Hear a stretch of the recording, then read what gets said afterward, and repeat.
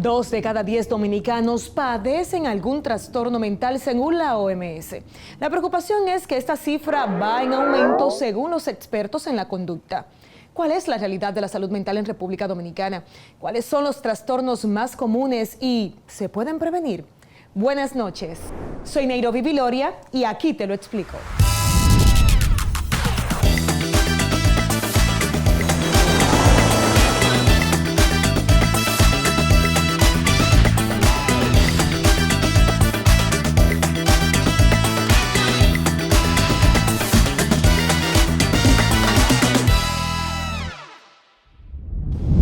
Las enfermedades o trastornos mentales son afecciones que impactan el pensamiento, sentimiento, estado de ánimo y comportamiento de una persona.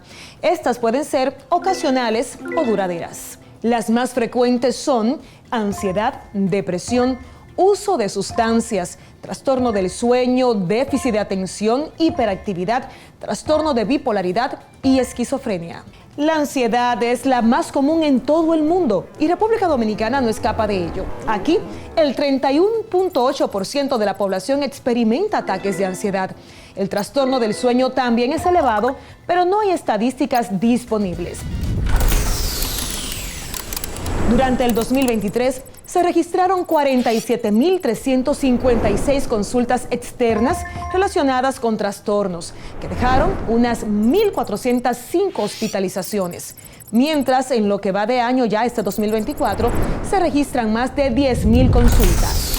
En el país hay 240 psiquiatras para atender los más de 11 millones de dominicanos, sin contar los extranjeros que viven en el país. Para colmo, la mayoría de estos especialistas trabajan en el Gran Santo Domingo, mientras provincias como Samaná y la zona fronteriza y otras no tienen psiquiatras. Las estadísticas sobre los medicamentos para abordar las enfermedades mentales son limitadas. En todo el mundo se habla de 64 medicamentos para tratar la depresión a nivel público. Aquí en la República Dominicana, según la información al 2018, se disponía de 17 fármacos de Promesecal, donde se pueden obtener a bajo costo. Sin embargo, el costo diario de la dosis de medicina de un antipsicótico representa el 12% del salario mínimo nacional. Y si es un antidepresivo, un 10% del salario. Estamos hablando en ambos casos al día. Ahora bien, una realidad que golpea a la población es que una parte importante de psicólogos y psiquiatras no están afiliados a las ARS. Esto lleva al paciente a pagar consultas que van desde 4.000 hasta 10.000 pesos. Consultas que en muchos casos se extienden porque son terapias con muchas sesiones. Estas cifras son motivo de preocupación, ya que la falta de acceso a las consultas y medicamentos incide en el incremento de trastornos mentales y de comportamiento relacionados con el consumo de psicotrópicos.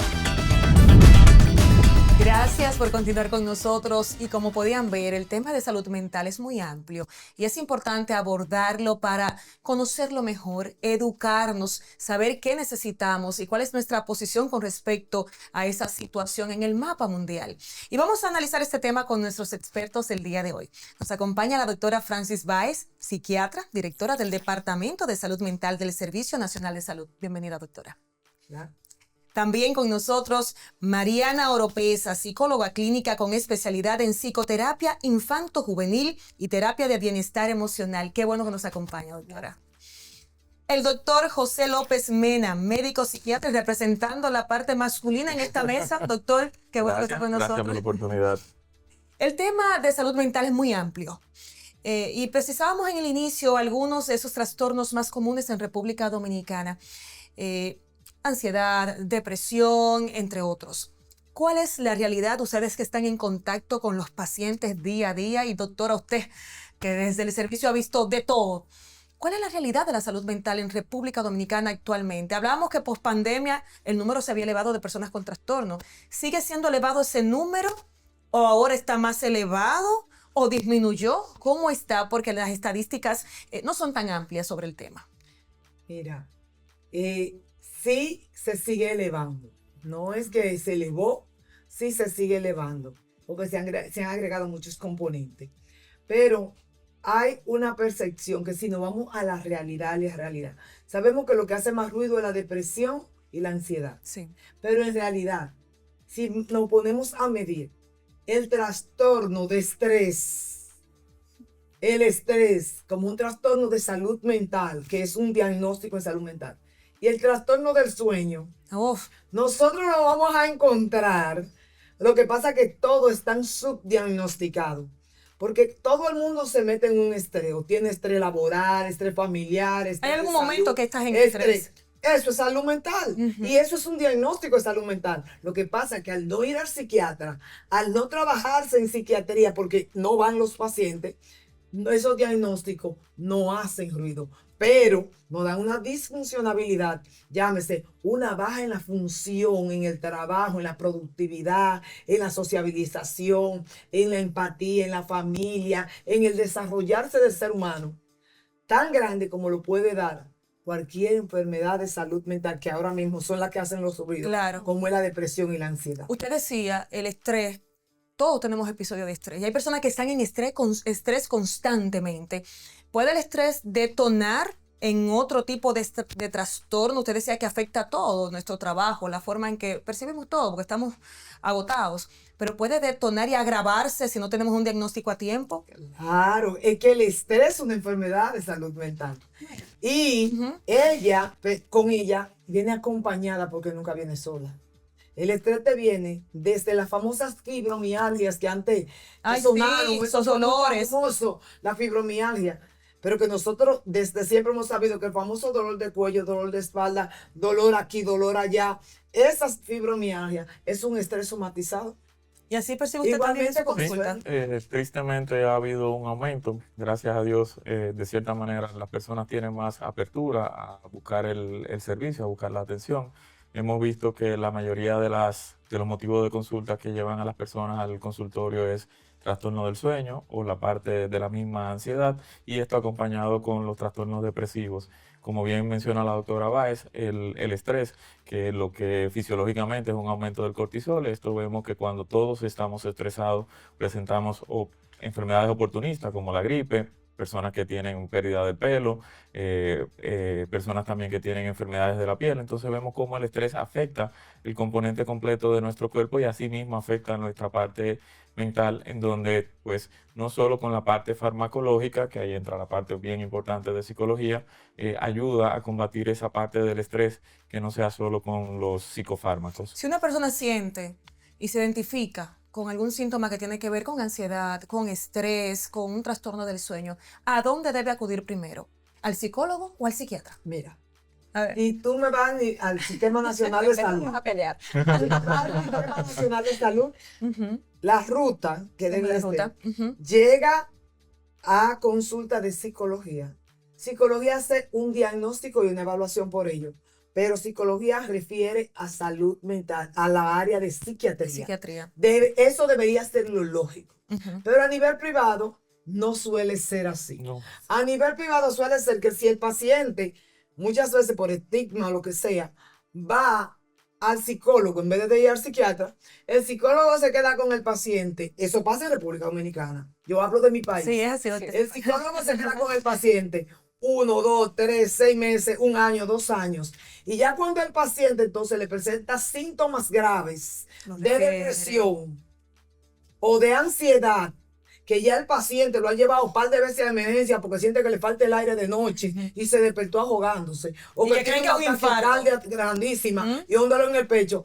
Y que llama a su psicóloga, la psicóloga dice, hay que mandarte a psiquiatría. Bueno, es a lo que voy. O sea, yo creo que como pasa siempre en todas las áreas de la vida, lo malo siempre sobresale muchísimo más. Y sí es cierto que, por desgracia, en la salud mental tenemos muchos psicólogos no solo que no son capaces o tienen el ego suficiente para no referir a los psiquiatras, que deberían ser nuestros hermanos en el tratamiento de la salud mental, sino que entonces, lo que hablábamos antes de comenzar, se creen capaces de trabajar cualquier condición de alteración de la salud mental. Entonces a mí me llega un trastorno de personalidad y yo no soy especialista en esto, pero me lo quedo antes de derivar, antes de referir. Entonces allí yo creo que está más el problema, no solo con que nos quedemos con todos los pacientes, porque creo que las estadísticas han demostrado que el trabajo multidisciplinario, Sí. e incluso en ocasiones con terapia ocupacional y con terapias físicas y con psicoeducación por otro lado, allí es donde el paciente sale mucho mejor. Siempre el paciente que va a psiquiatría va a necesitar apoyo de terapia psicológica o no. Va a depender. Eso depende de Va a cuál depender. trastorno. Ejemplo, un paciente esquizofrénico, tú lo mandas a un psicólogo y el paciente no va a entender absolutamente la estrategia que le va a dar el psicólogo. Ahora bien, la familia de ese esquizofrénico, yo sí tengo que mandársela al psicólogo. ¿Por qué? Porque el psicólogo tiene que enseñar a la familia a conocer esa enfermedad y a cómo va a manejar el paciente. Y eso, el psicólogo tiene una parte importantísima en el desarrollo. Por eso te estoy diciendo que, aunque se vea extraño y suene raro, en el nivel público se trabaja más de una forma ética conjunto que en el sistema privado. Me surgen dos inquietudes. Si vemos que está aumentando, primero, ¿qué elementos están incidiendo en que aumente esos trastornos? Y segundo, ¿hay alguna manera de poder frenarlo, de prevenirlo, si es prevenible? O sea, ¿qué podemos hacer? Esto es una pregunta muy interesante porque son enfermedades que las personas no se transmiten, no se pegan. O sea, a pesar de que existe el cliché o el estigma de que la locura se pega, siempre la gente que conoce o ve a un psiquiatra o un psicólogo la anda buscando qué tiene de loco, con ese concepto de que esto se transmite, y son enfermedades que no son transmisibles y sin embargo sí se previenen.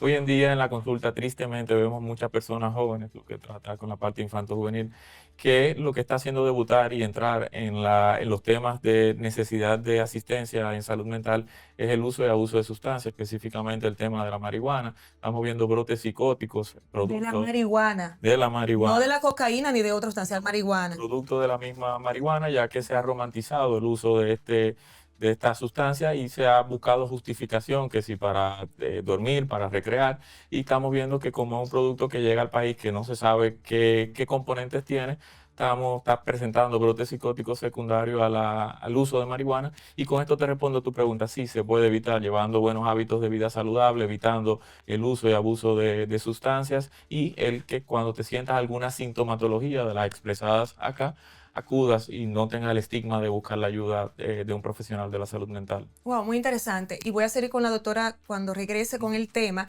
Pero además, los niños que nacieron en la pandemia, ¿son niños que realmente tienen una condición, una situación especial de desarrollo o no? Vamos a hablar de eso al regreso. Vamos a ver ahora un testimonio de una persona que padece de depresión, pero su historia es conmovedora, porque en un momento la falta de medicación, luego la falta de ser consciente y de tener la asesoría adecuada de la importancia de medicarse influyeron, y ahora, tras medicarse correctamente y entenderlo y su familia dar el apoyo, pues su vida ha cambiado. Vamos a ver eso y regresamos a la pausa. Hice un curso en Infotec. Hice un curso.